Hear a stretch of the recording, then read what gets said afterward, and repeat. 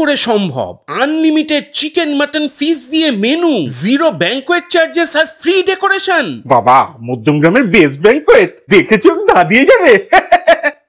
না মানে আমি বিশ্বাস করিনি, কিন্তু গিয়ে সত্যি সত্যি আমার চোখ ধাঁধিয়ে গেল। এত বড় কলামলেস ব্যাংকোয়েট, বাপরে বাপ।